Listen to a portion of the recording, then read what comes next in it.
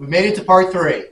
This is I thought I could get the whole engine build in this third video, but that's not going to happen. And the reason it's not going to happen is because I did something really stupid toward the end of this video. I made a rookie mistake.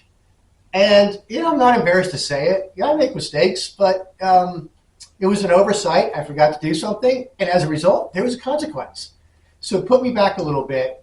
And today I'm waiting for something to be delivered that's going to resolve that problem for me. And then we're going to pick back up with the engine build. So in this episode, we get through quite a bit of the main block build, the oil pump, the auxiliary housing, the bearings, and we get through all that stuff. But then we kind of hit a roadblock at the end. Well, not a roadblock, but like a speed bump. But you'll see that at the end of the video. So for now, when I started building this block, I lost the first 3 videos. I didn't lose them, but I didn't have the audio on, and I talk about that for just a few minutes in the video because my recording equipment kind of sucks, but it is what it is. So I pick up with the crank in the block and the crank cradle mounted on the block as well with the crank in there. So that's where we pick up, but I kind of talk you through what I did before that so you don't miss out on too much. And then, we make it pretty far. We get pistons in, and then things kind of get a little funny, so you'll see what I'm talking about. So anyway, we're on track. Motor's going to be done pretty soon. I'm feeling good about everything. It's looking good. Tolerances all feel good. So let's get into it, and the next video will be the one where we finish the engine build, and then we'll put the motor back in the car. All right, let's roll. All right, so the first 2 videos, my audio was turned off. So I had to start over again, but I'm not going to disassemble the engine. I know my audio is not the best all the time because, you know what? I just haven't looked into the proper microphones and cameras and all that stuff for doing these videos. I just kind of use what I have. So it's not ideal. I get it. But as long as you can hear me, I think that's okay. All right, so what I've done so far is I put these main studs back in the block and torqued all those down. Prior to the crank going in, I had the cradle mounted on the block. I had all the main bearings in, and I used a bore gauge to go ahead and measure every single bearing. And I also did that for the connecting rods, the big ends. So I checked all my clearances, and everything was good. And I'll show you that sheet in just a second. So I put the bearings are in the main crankcase, and I lubed everything up with assembly lube. I dropped in the crankshaft. These are torqued. I just need to go through now and torque these outside studs. So I'm going to go ahead and torque these down to 12 foot-pounds, and then we'll get the cradle on here and get everything torqued down. All right, so here's what I documented after assembling the engine and taking the measurements. Here I measured the crank main journals 1 through 4. And you can see in red, they all came out right at 2.5, 2.5, 2.5, 2.5, which is right within spec over here. And then on the bearings, torqued the crank cradle onto the block with the bearings installed. And then I used the bore gauge again to measure the clearance. And these were the numbers I was getting, 2502, 015, which gave me an oil film thickness or static clearance 0.002, 0.0015 across the board, all within spec of 0.001 to 0.003. So we're good on the crankshaft main journals. That's awesome.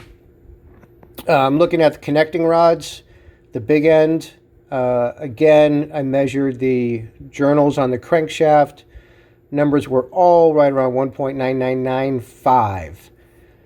And then I bolted the caps onto the rods with the bearings installed. I torqued them down and I measured that distance, and those numbers are here in red. And then the clearances I got, the oil clearance or the static clearance, was all 0.0015 to 0.0020. Again, looking over here, we're well within spec.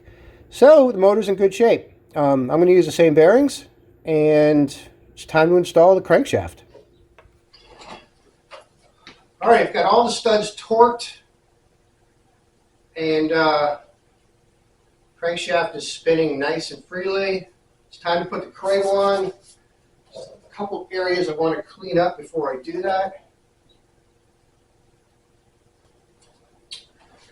All right, we're ready to go. I've got Loctite 515 on here. Remember, it's zero clearance, so you don't need a lot of this stuff. And as a matter of fact, even when you think you put on a little, it still oozes out the side. That's how thin this layer is. So we're ready to go ahead and put this crank cradle on. Everything is got tons of assembly lube. We got our gasket material. The studs are torqued. The crank is turning freely. Everything looks good.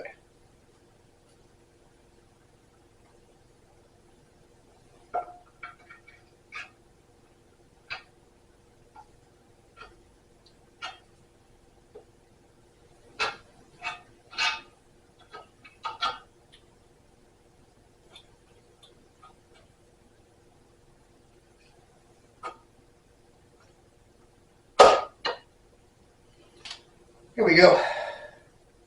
All right, we're going to get the washers, the nuts, and torque this baby down. All right, I do want to put a little oil on these.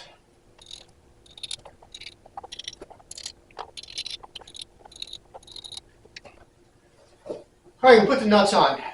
You know, kind of funny this way, but there's writing on one side of the nut. I try to make sure all the writing is up, I guess, toward the bottom of the motor. These go to 65 foot-pounds. I'm going to start with, oh, I don't know, 40. Work my way up.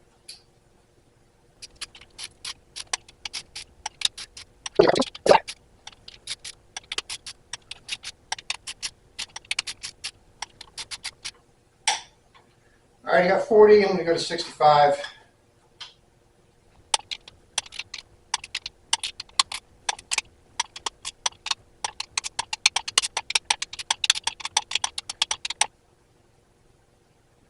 All right, we're going 15 foot-pounds. It's not a lot.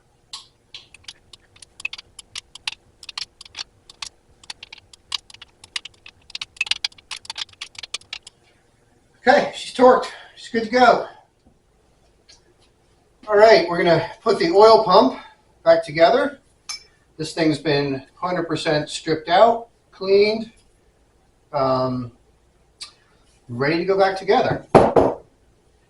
So I'm going to start by putting the shaft in. Lots of assembly lube. Spread that around. The other side. Okay, and then a little on the shaft. We're going to slide it in. Snug fit. But you should be able to push it in with your hands.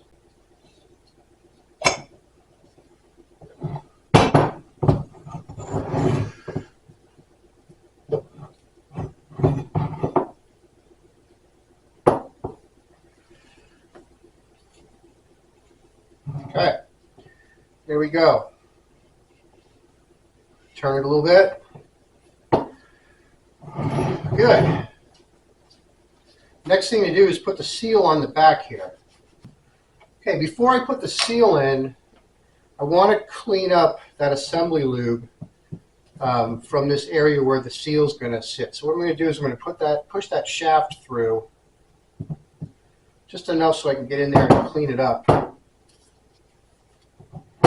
Okay, that's pretty good. Now I also want to clean, even though it's a new seal, I want to clean the outside of this seal.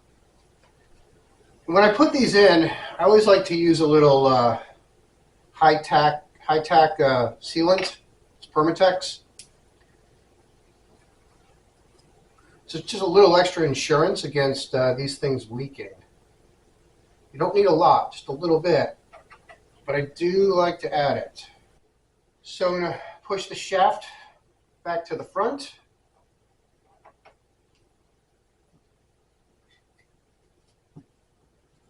Support the back of it. If you stand it like that, it'll hold the back of that shaft so it doesn't want to fall back through. I'm going to line up my seal. Now here I'm going to put a little bit of oil on the outside of the shaft so that seal has a little lubricant to go on nicely.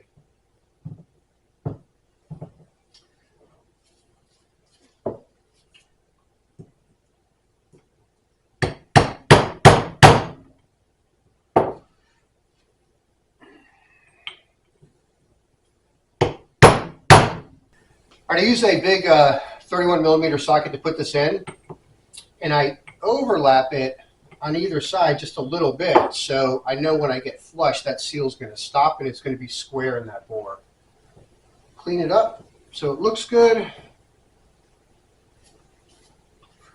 Give it a turn. Now you got to put the clip on the shaft on the front here to hold it from sliding back. These are a little tricky. Sometimes they go on for me, sometimes they fight me. And since I got the camera going, it's probably going to fight me. But we'll see what happens. There we go. Now it's on. I'm just going to slide it down into the groove.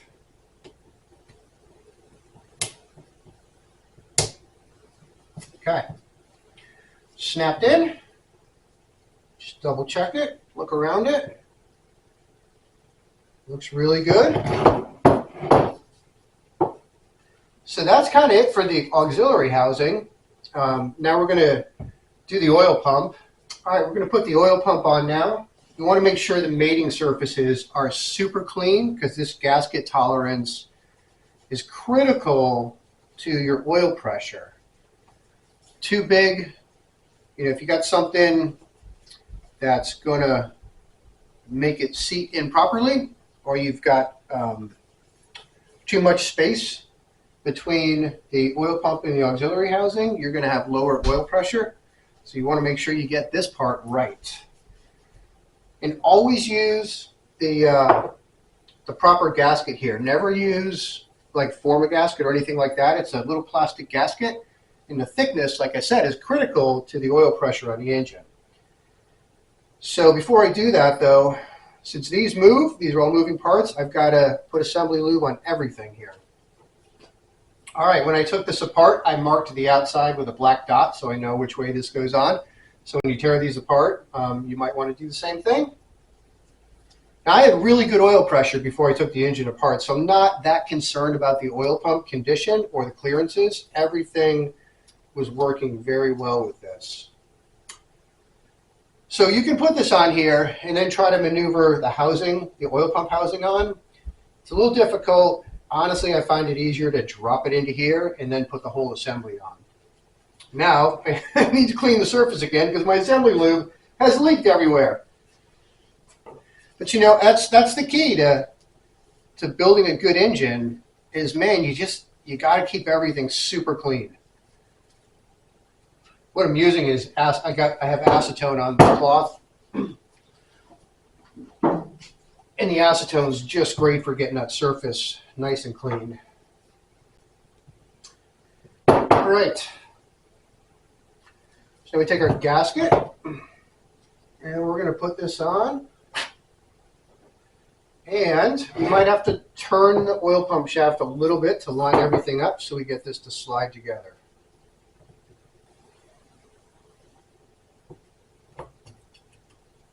Here we go. Okay, nice and free. Perfect. Now we're going to bolt up the oil pump to the auxiliary housing. Each bolt gets a lock washer and a flat washer. I'm just going to snug them up with 10 millimeter.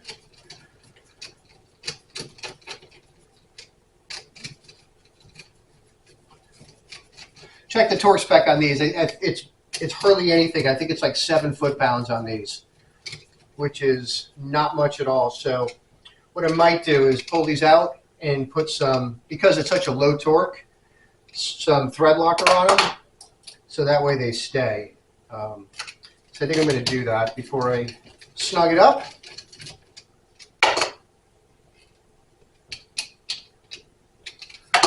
right. Let it rotate again.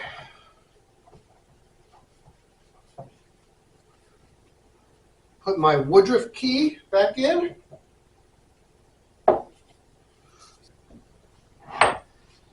All right, I'm just going to turn it, and I have a pulley on here.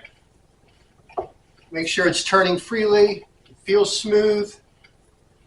You can hear the oil pump working.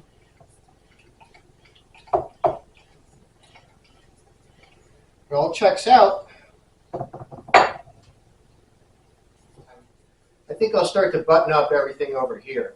I already put in the oil pickup olive and the retaining, I guess, bolt you could call it. I don't know what you would call this, but it goes down and holds that olive gasket in there. I put the plug back in the block here. I always use some thread sealant on that. Now, for these, you get gaskets in the kit, which is good, but you still got to choose some kind of sealant. So I'm going to go with the ultra black silicone sealant, but I'm going to be very sparing on how I use it because, like I said with the Loctite, it's so easy to put too much on and then it oozes out inside the motor, and I really don't want that to happen. So it's a fine balance between not using enough and using just the right amount. So I'm going to put a little ultra black around the mating surface here, and then on the oil pump itself, and then go ahead and bolt this baby up. All right, let's see if we can make a mess.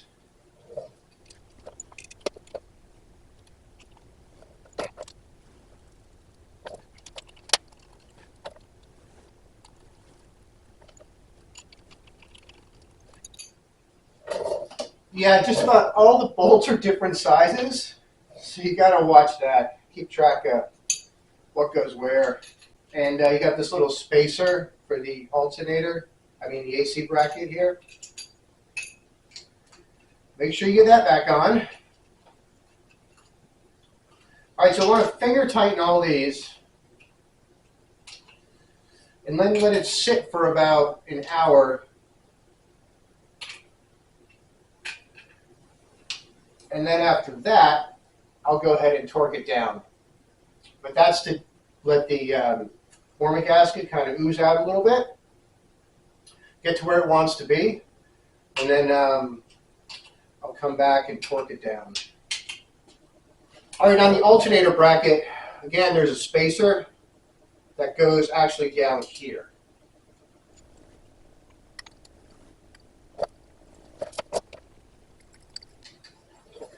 And this one here is always a socket screw. So I did yellow zinc on all the bolts. I didn't have a socket screw to match, so I went stainless steel on that. Again, I just want to get these hand tight.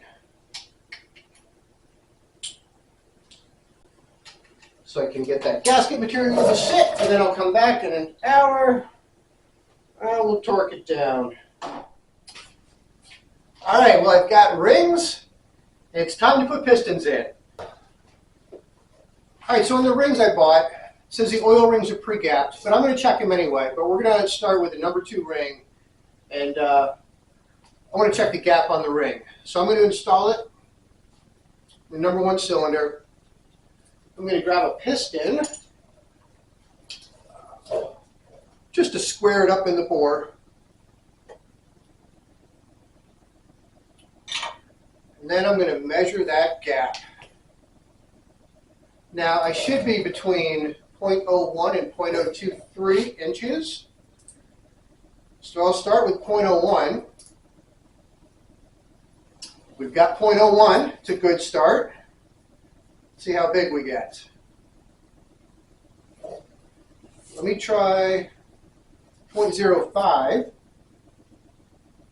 That doesn't want to go. It's always hard finding the right one. Oh, come on. Where are you? All right, let me try 0.014. Yeah, I can get 0.014. Can't get 0.015. So I've got 0.014, which is between 0.010 and 0.023, so I'm good. They're a little on the tighter side, but that's all right. We're going to start with an oil ring.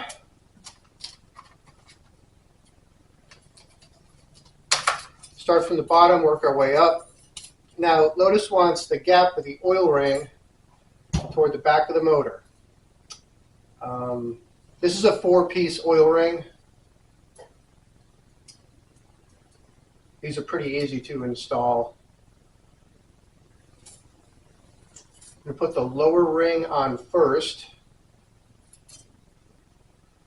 And there's a spacer, put that on. Then the top ring.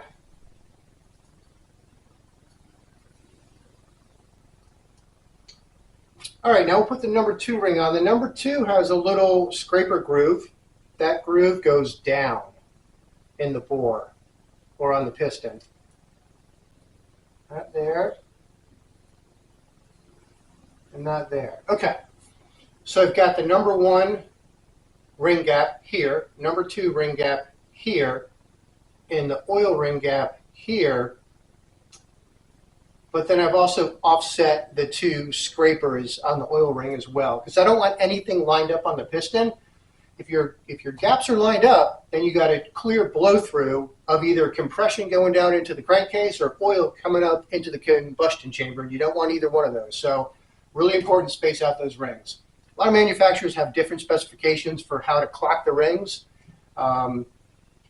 Usually the manufacturer will always say, see the service manual. So I'm going to go with what Lotus recommends, and they have the 120 degrees, 120 degrees. So that's what I've got. So we'll do the rest of these, and then we'll put these babies in the motor. All right, we're going to start with number 1. First, I want to turn the crank to get that crank journal number 1 up high. So when I put the piston in, I can I'll take the bottom end off, and then this will slide right over the crankshaft. Just checking my rings one more time. Now the fun part. Lots of oil. As you're putting the oil on, try not to move your rings or rotate those rings. Pay attention to what's happening with the rings. We put a little oil in the bore. This part I hate because I've got to put the ring compressor on, but I just put oil on everything, so my hands are super slippery, and I always struggle with this, trying to keep everything square.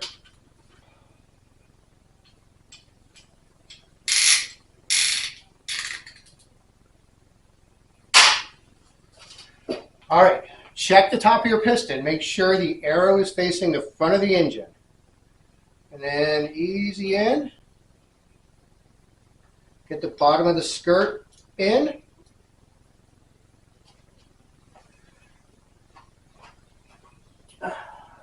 Give it one more little, try to tighten it a little more.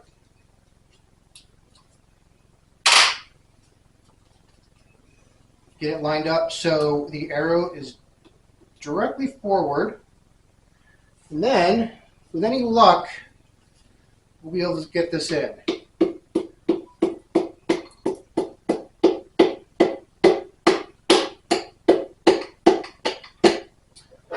All right, it's right where I want it to be.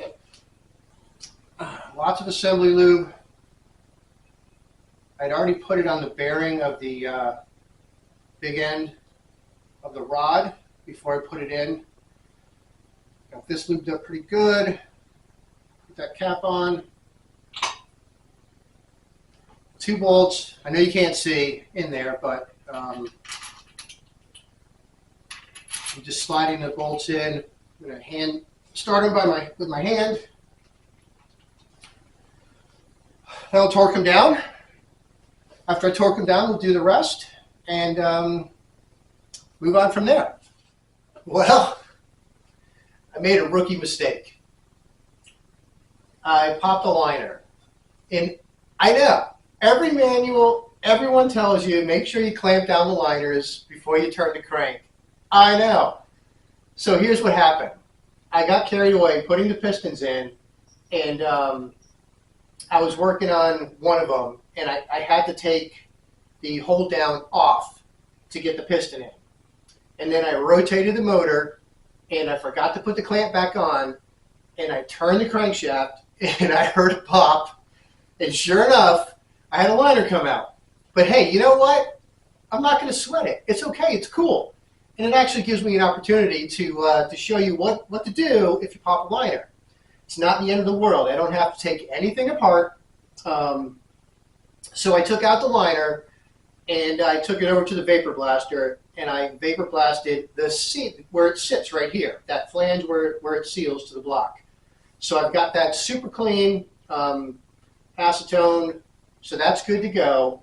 And I'm just working on cleaning up the seat inside the block. And I've got a rag down in this bore so I don't get any debris on the crankshaft. And what I can do is I can work on this lower edge with the motor like this. And then I've already done this top edge, and I just rotated the motor so gravity is pulling all the crap, kind of leaving it right there, and I can easily get it out with a vacuum. So not a big deal. So I'm just cleaning up this lower flange, and I'm using some really fine Scotch-Brite, some acetone, and I've got a really tiny screwdriver here. If I see anything that's just kind of sticking up, I'm hitting that, just trying to lightly scrape it off. I don't want to put any marks in that seat, but I do want to get as much of the old sealant off as I can, so I've got a nice clean surface to mount the liner back into. So that's what I'm doing. I'm going to finish cleaning this up, and then we'll install this liner, and we'll pick up where we left off. So there you go. We got a little bit of a roadblock. This is how far we've gotten. And here's my cylinder, which I need to put back in. But I've got to wait for some polymer to be delivered so I can, put it on the flange in the block and set this back in there, clamp it down and let it dry, and then we'll be back on the road to finishing this engine. So I don't think we have much time left. I think the hardest thing ahead of us right now is going to be shimming the valves, and then I'm going to use vernier calipers, and we're going to dial in the motor with the vernier calipers to 104 timing. But that is the next video. So for today, that's as far as we got. Hopefully this stuff comes later this afternoon, and I can continue on with this build, and we'll be done before you know it. All right, hey, thanks for watching. See you next time.